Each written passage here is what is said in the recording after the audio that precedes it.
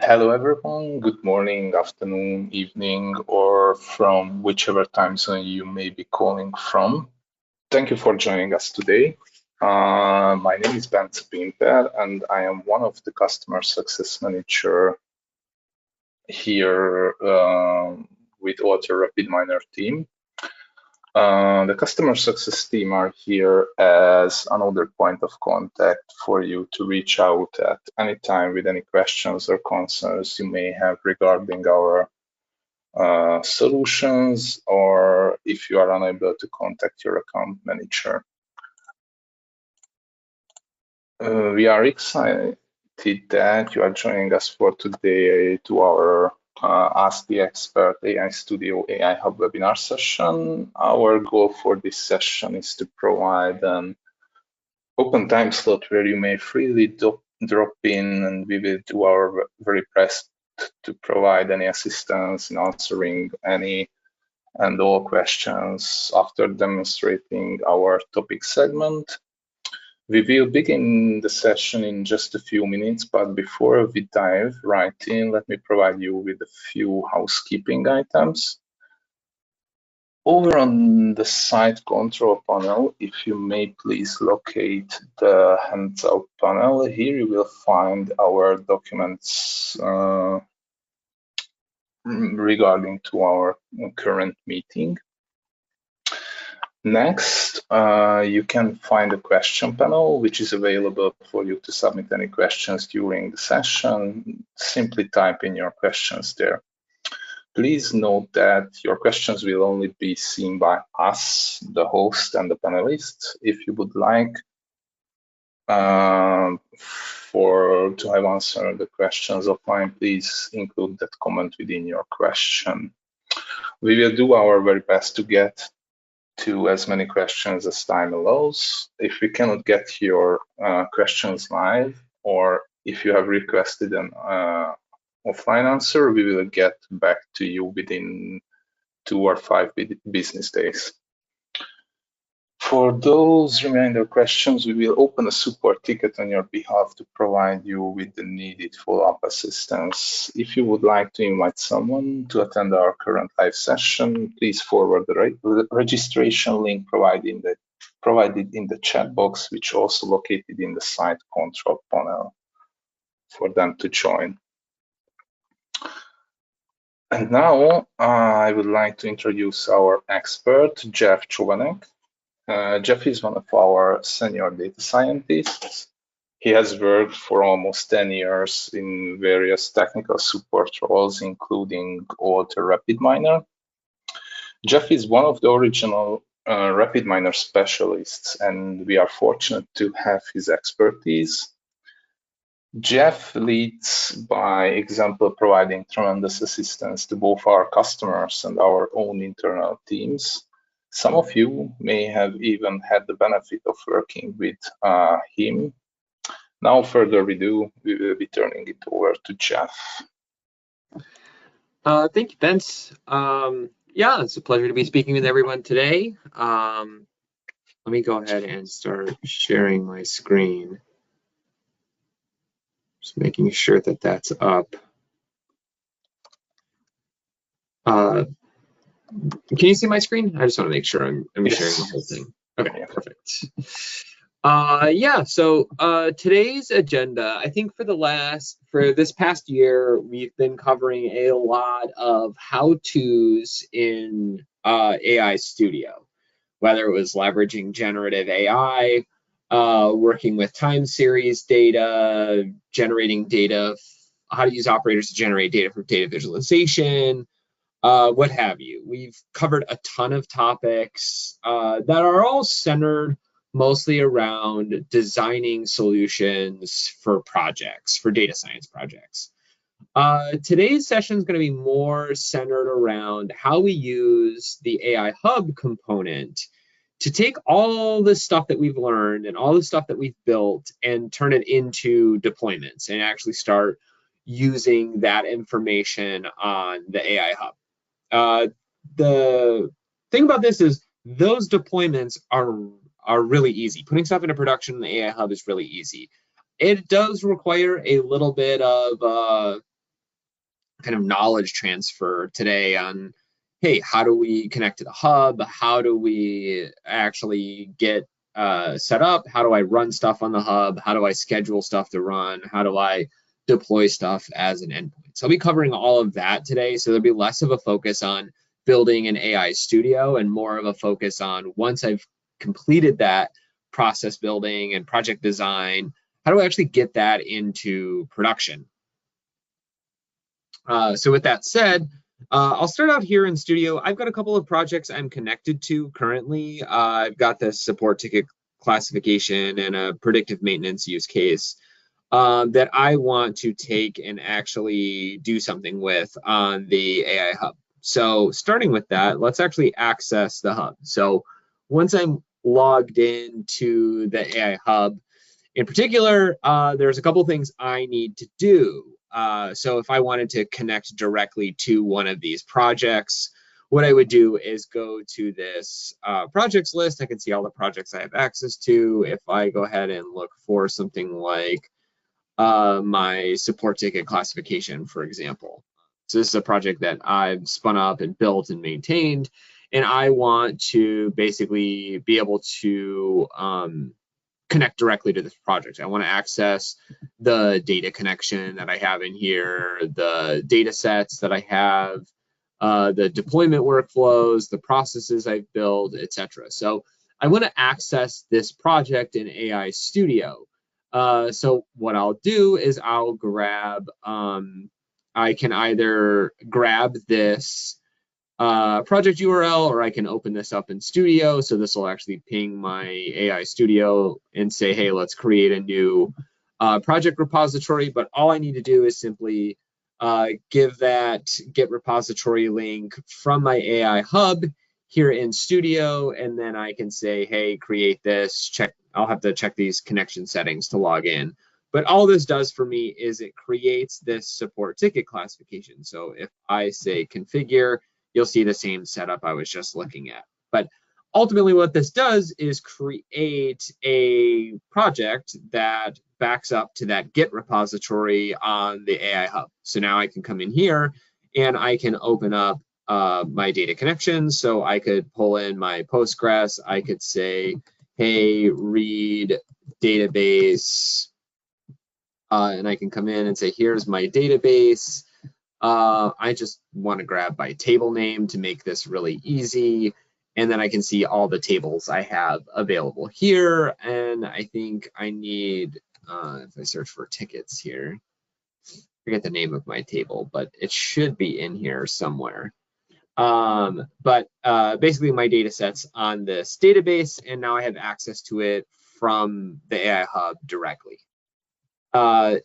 Then I'll have all of these workflows here. So for example, I have a workflow that conducts all of my text mining. I've got another workflow that trains my model. I've got another workflow that does my topic modeling for me. So all of these are workflows that generate items that I need. So if I go into my results folder down here, you'll see I've got my actual model object. And then for each of my support ticket types, I've got a topic model that helps describe what the subtopics are. So if something gets classified as 3D printing, I've got a topic model that tells us, hey, what am I dealing with specifically with my 3D printers? What am I dealing with my Android apps, my Apple apps, my database, my Unix system, etc. So all of these workflows do different things. Some of them take longer than others, like my text mining, depending on how many documents I'm sampling through. This text mining can take a pretty long while to run on my machine. I might actually want to run this on the AI Hub. So there are basically two forms of deployment. One is pushing these workflows to run on the AI Hub. So I can say, hey, run this or schedule this workflow to run on the AI Hub instead of running on my local machine. So this is probably not necessarily, if I'm running this a one-time run, I'm probably not, this probably isn't like an active deployment. Maybe I'm still in development and just need to say like, hey, I have a large amount of compute resource available to me on the hub. I can run this. let's say I've got a workflow that's dealing with concept drift. I get new tickets all the time. I want to include them in my text mining process. I'm classifying new tickets as we go, and I want to include those in the training process. So what I really want to do is probably schedule this workflow to run. Once I'm connected to this project, I can directly from Studio just set up a scheduled run of this workflow. So I can say, hey, we'll do every Friday, every Thursday we've got a ticket review. Every Friday we'll have new tickets we want to include in our training process. So I'm going to run this every Friday, and then we'll do it at 5 p.m. and every Friday at 5 p.m. for every month from now until infinity. And I can schedule this to run. So it'll let me know that it's going to run, and I can hit OK. So now if I jump back to the hub, this is the first form of deployments. So I can go to my executions, score.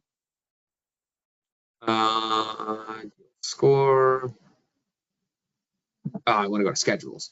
So if I come in here, I can take a look. I've got my text mining. It's active. It's running on a large queue, and it'll run on Friday, and then it'll just keep running. So it'll show me the last time this process was executed. So that's a simple way of just saying, like, hey, I've got a process. It just needs to run. Maybe it's scoring data or retraining my model on a periodic basis based off of a trigger from a drift calculation, etc. I do have other tools to schedule these processes automatically.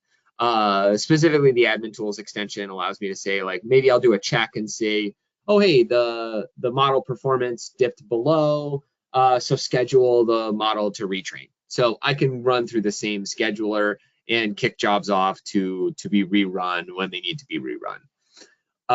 So that's one portion of the active deployment side, where I have workflows running. Now I can also just schedule these workflows directly from my project as well. So if I jump back to my project and go to my support ticket classification, I'm going to go to my processes. If I want to run this retrain model, I could run this process, or I can simply create a schedule. So I can go through that same cron schedule. I'm going to run every day at 5 o'clock, start date, end date, all that good stuff. And then I can schedule that job to run just like I could through Studio. So I can do all of this scheduling directly from the hub and not from AI Studio.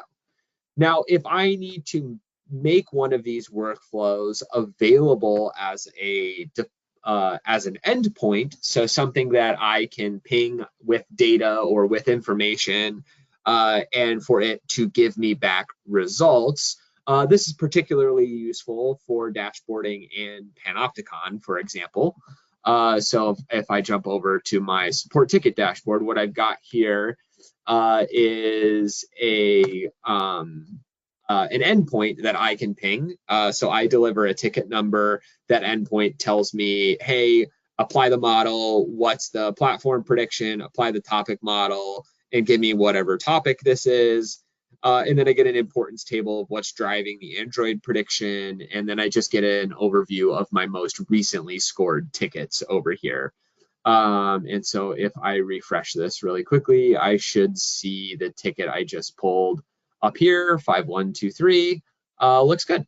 And so I just have a little dashboard here that's being fed by an endpoint in AI Hub. So if I hit this edit button here in Pano and edit my data tables, my data sources here in Pano are actually just coming from an AI Hub endpoint. So I've got an endpoint. I deliver two parameters, the ticket number and the selection of what workflow I want this to be running. What's actually happening is in Studio, I have a workflow here called deploy model. And so this workflow basically says, hey, go to our database, go to our list of support tickets, And depending on what support ticket I deliver, the support ticket ID that I deliver, I want you to pull its information from this database. So I deliver a ticket, that macro is set up here in my context panel. So my process looks for an ID and plugs that ID value into this query. From there, I have a select sub-process that uses this select macro to decide what output I'm sending. And that's actually what I have here in my API call. I'm simply calling that select here. So each one of these data tables, there's 5 different outputs. I've got 5 different sub-processes I'm pulling in Studio. And so in here, I basically say, hey, tell me what output I want. Output 1 applies the model. Output 2 gets me my explained predictions. Output, that's that importance table on the dashboard. Selection 3 gives me my time series of the tickets I've been scoring. Number 4 gives me my topics. And number 5 just gives me the information like the text and title of the document that I'm displaying on the dashboard. So this workflow is actually what's being called by Pano up here. And I'm delivering the ticket and basically what sub-process I want to run. On the AI Hub side, what this looks like, if I go to endpoints here, you can see my endpoint here, but I'll show you guys how to deploy it in particular. So once I've got this process on the hub and ready to go, all we need to do is go to this create endpoint side. Deployment path will be support ticket dash v2, and then my project is support ticket classification. I'm going to send this to production. I'm going to update automatically, and then I can restrict access here, so I can add basic authentication or a long living API token, and that's what's delivering to my dashboard. But just for ease of use, I'm going to create an endpoint configuration here where I'm going to say, take my deployment workflow and submit that. I have 2 important query parameters that it finds. I'm going to be looking for ID and select as things I need to deliver to this endpoint in order to query it. And then I need to select all of the items that we're going to use. So I'm going to grab my PostgreSQL database. I need my custom stop words. Actually, I don't know. I can't remember what we're using in here. So I'm just going to go ahead and enable all of this along with my results folder, because I know that I pull at least the model objects and the word lists. And I definitely pull the support tickets.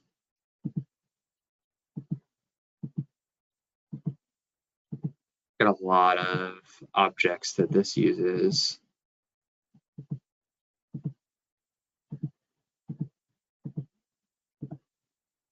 I think Unix is my last one. Perfect. So that's all of the stuff we're dependent on. And then I'll just also select my process. I'll hit finish.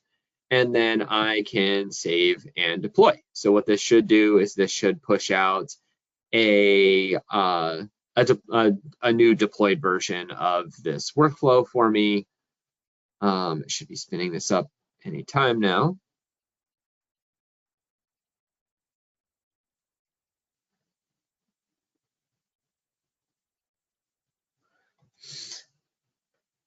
I just tested this. That's pretty funny.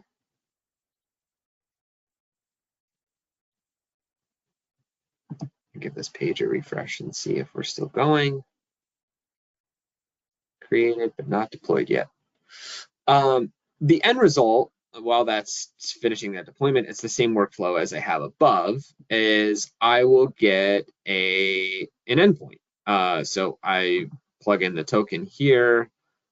I don't know if I have that token handy. Let me go here really quickly. Oh, perfect. My other one actually deployed.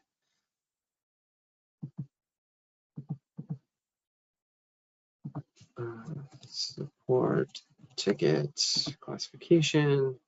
I want to edit this project. I just want to go to this project. Go back to my endpoints. There we go. I have this deployment. I just eliminated the long-living API token, which helps. I deliver a ticket. I deliver an output that I want.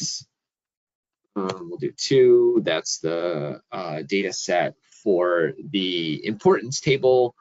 And so this will run. It'll apply my explain predictions and give me the importance table that I'm outputting on that dashboard, for example. So I can make stuff available as an API call. I can query that parameter as long as I've got the URL for the API.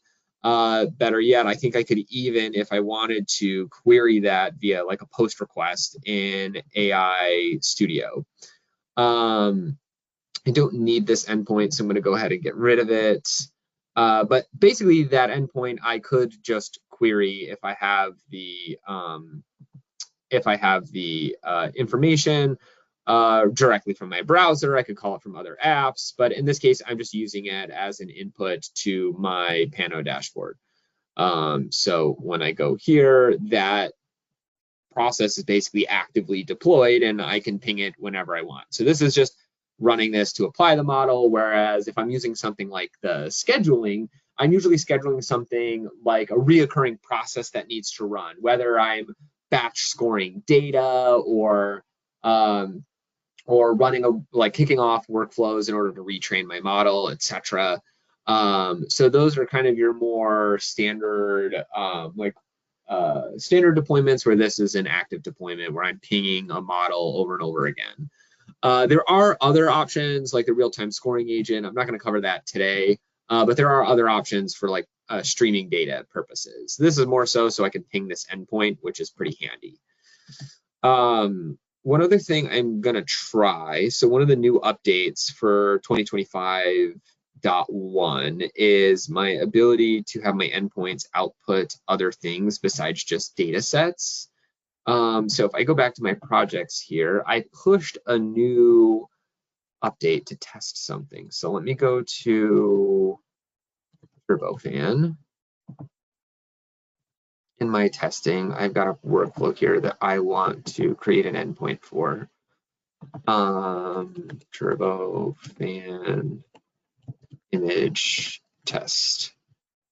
Wave API will do default update automatically, and I'm going to add an endpoint configuration. So I'm going to go into testing, select image, and then I don't have any macro parameters, which is good. And then inside of testing, I just need both of these objects, and I'm going to hit finish. I'm going to save and deploy.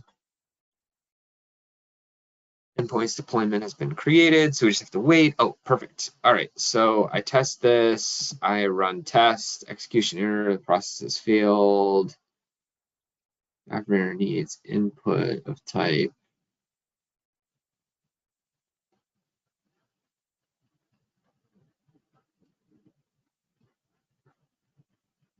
Okay, I think I need a different setup, but for this to output my image. But there has been an expanded support for what we can send and receive from the endpoints that we create.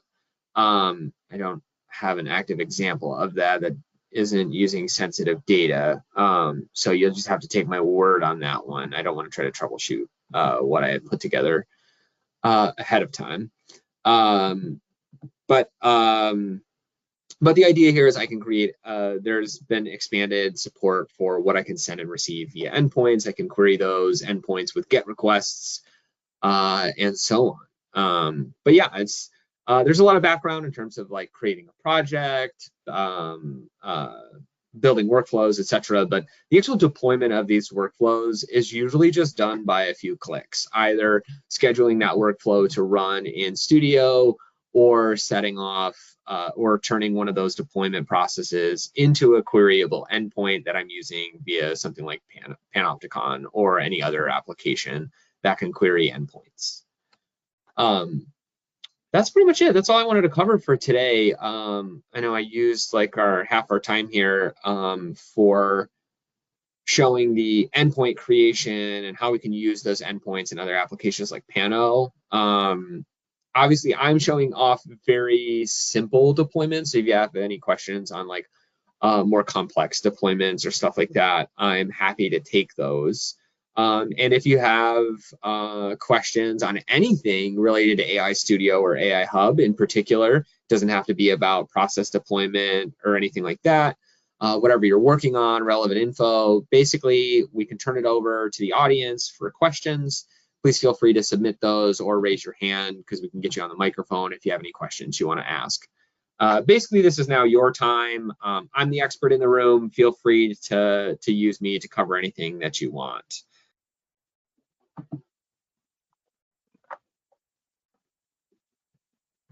It's okay if everyone's being shy today. Like I mentioned before, this can be any question. So it can be on stuff I've covered previously, stuff I covered today, or stuff I haven't covered at all, stuff you're working on. I'm here as an expert for you guys to ask questions, to learn from, to get insights from. So don't be shy. Feel free to ask away. This is your time, your session with me. In the meantime, while you guys are thinking of some questions, Bence, maybe you can kick off the poll to see what we'll cover next. Oh yeah. In the meantime, while we are waiting for the questions, I will start a poll regarding what topic you are interested in, so we can plan our next sessions regarding to that. Okay, as far as I see,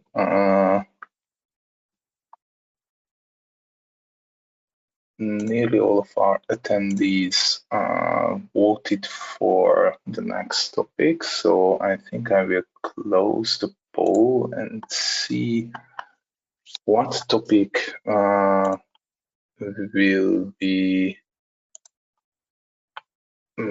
covered in our next session. As far as I see, mostly the image handling topic was voted. So our next session, which will be, if I remember right, in September, due to we will have a summer break. Awesome. I'm excited to cover the image handling. I've been doing a lot of this lately with a bunch of clients, so it'll be fresh, and hopefully with a couple of months time, I'll be even more of an expert on it. So, but it's a big topic for a lot of the folks using AI Hub and AI Studio. Due to we closed our poll, I would like to bring up the table again. If anyone has questions for Jeff in any topic, please raise your hand or type your question to the question panel, and we will try to answer it. And if you're feeling extra shy but do have a question, you can always follow up offline as well. Yeah.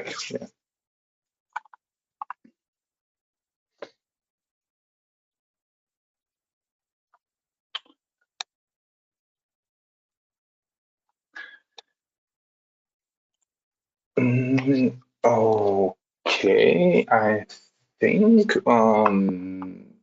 due to we did not get any questions, I would like to give you some information about how can you raise a ticket or ask your questions. Currently on my screen, you can see the customer support portal where you can find the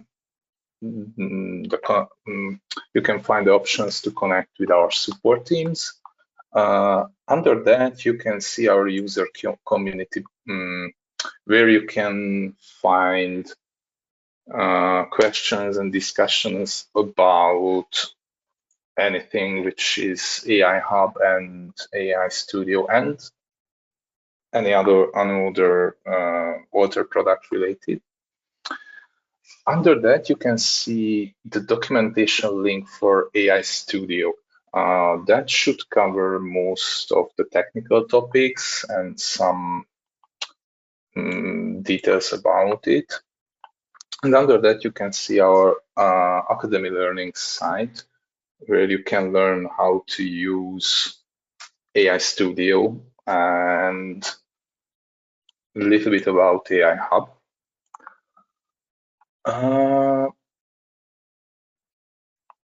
In the current slide, you can see our Ask the Expert series webinar link. Every webinar hosted in the second Wednesday of the month. Due to the summer breakup, we will meet on nextly on September, as far as I know. If you feel like after completing our academy training, you can grab your own certificate in the RapidMiner certification site.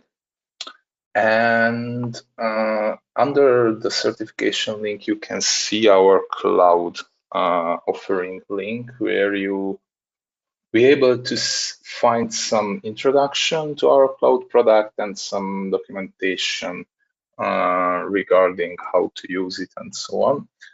And under that, you see the customer success team direct email address. If you have any questions which needed to be answered, but you don't know who can help without that, just type an email to us, and in a few business days, I think 2 or 3, we will be able to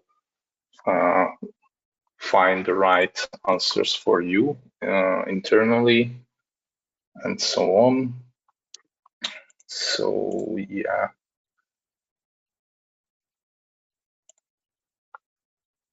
In the next few slides, you see how our site looks like and how can you create, for example, in the support portal, how can you create your own ticket. In the community side, you can exchange the information with our user base, so the whole community can help you out with your questions. And on the Altair community side, you will find our documentations. These documentations cover release notes, knowledge articles, installation and help guides too. And last but not least, our academy site, where you can get your certification. And yeah.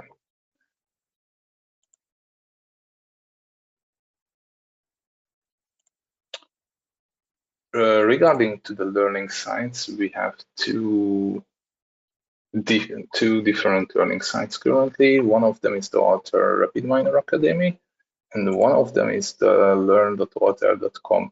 Both of them has the same content, just in 2 different places. In the learn.altair.com, you will find more products. So if you want to find RapidMiner related e-learnings, you should search for the word RapidMiner. And if you want to access our latest software releases, I suggest to visit Altair One Marketplace.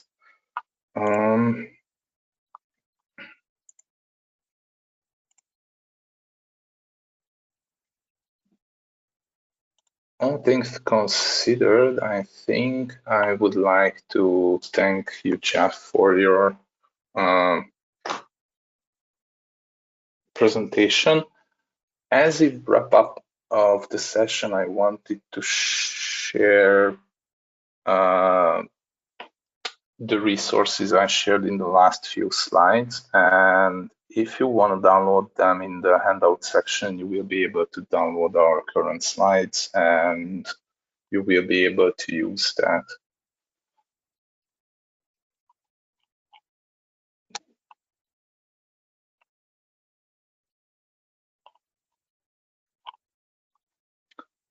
And last but not least, a friendly reminder that in the next month we will have a summer breakup, so our next session will be in September. Thank you very much for everyone, and have a nice day. Yep. Take care.